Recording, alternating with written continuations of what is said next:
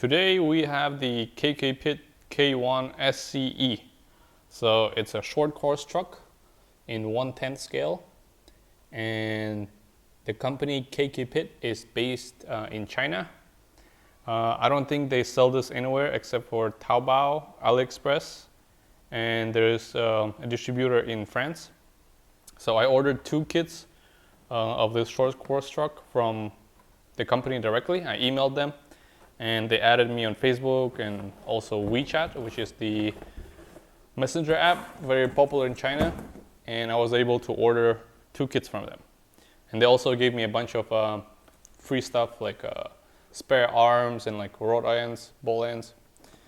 So this kit cost about $300, maybe $350 to be exact. And it comes completely unassembled. You have to put it together yourself. And so I saw this, the review on this car on the RC Manny channel, RC Garage 68, I think. A YouTube channel based in France.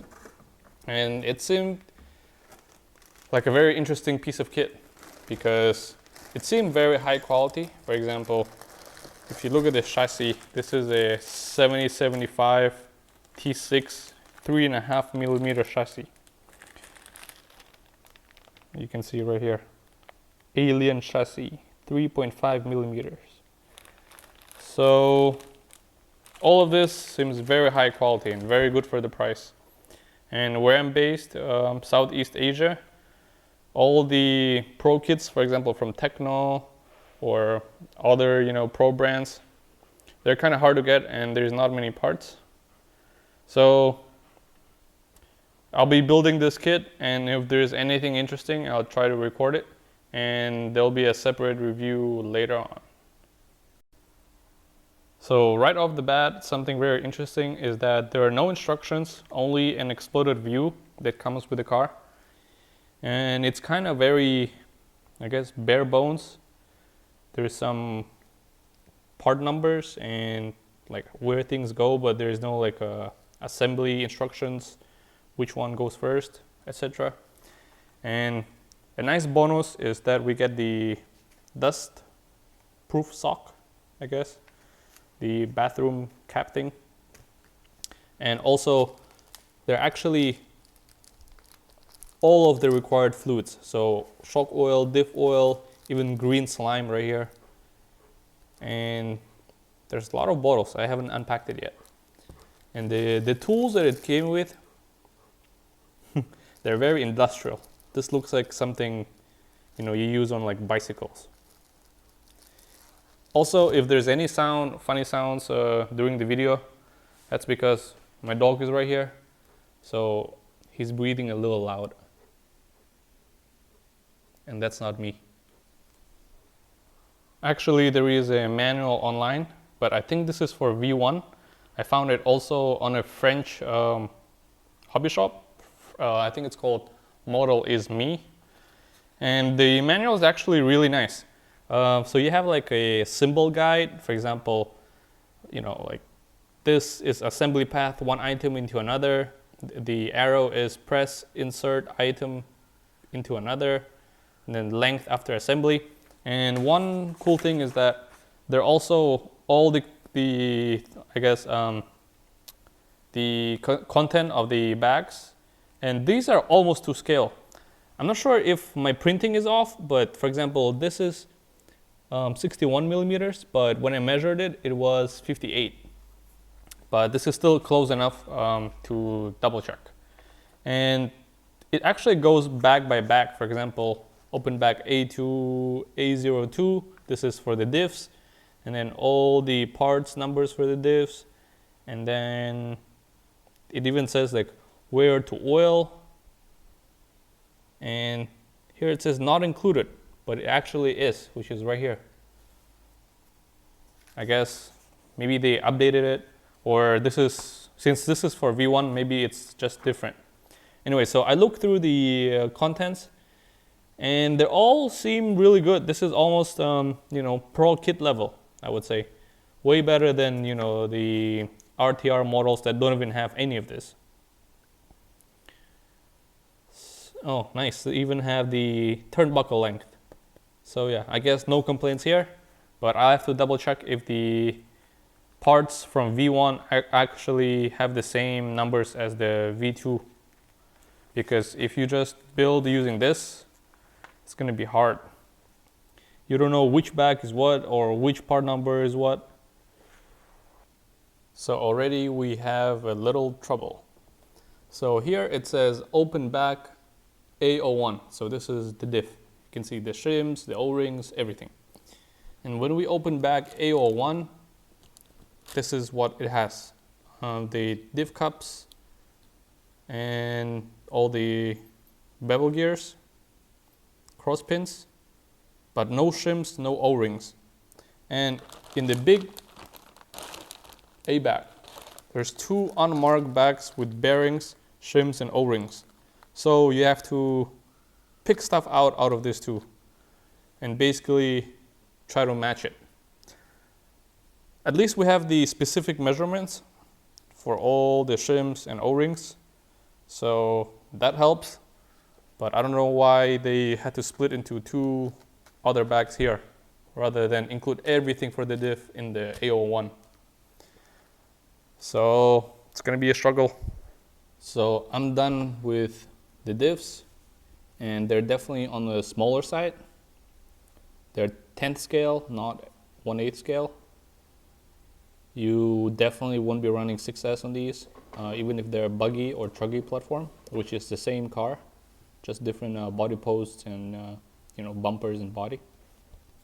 I'm also done with the hub, one side of the hubs, and it's a very special design. The kingpins are not threaded, which you can see right here, and there is a set screw right in here. I think you can see that retains the kingpin. And overall, the plastic is really good.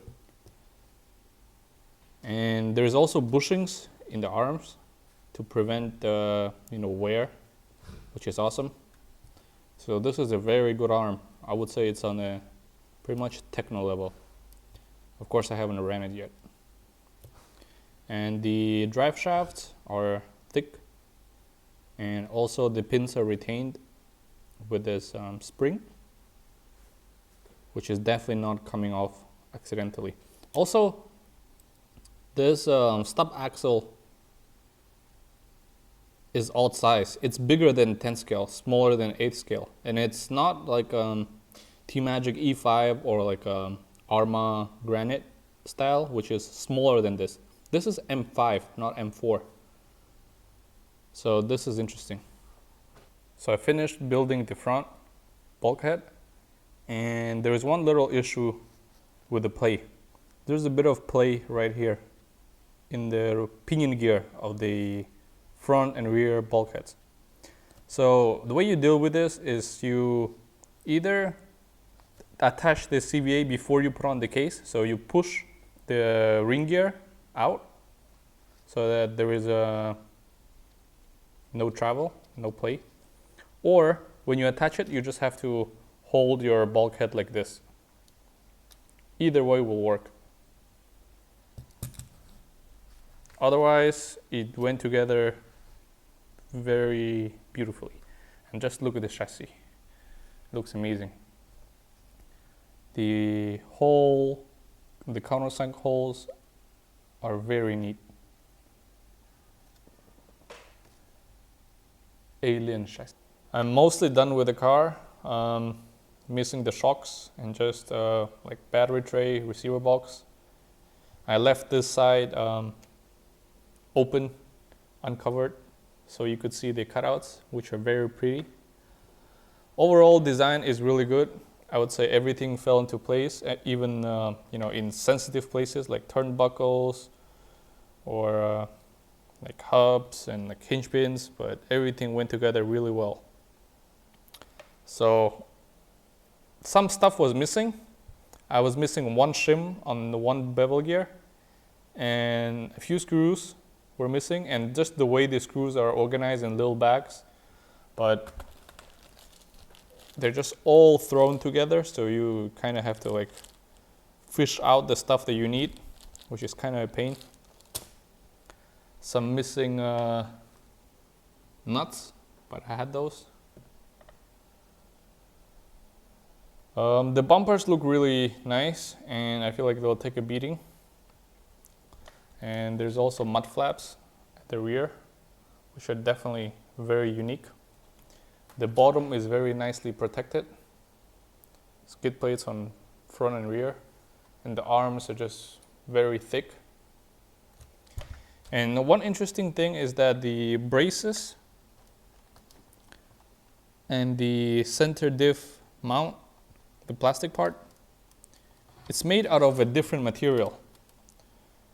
It's much harder to screw stuff in, and I guess the material itself is much harder too, because I don't think you need flexibility here on the braces or on the center diff mount, but you do need flexibility on the arms and like bumper, so it's nice that they don't just use one type of plastic everywhere. Yeah, the hubs are definitely oversized. Same with the arms. Very satisfied. So I think I'll be ending my video here, and I'll be painting the body, gluing the tires and wheels, because you have to do all those as well. And we'll make another video after that. Goodbye.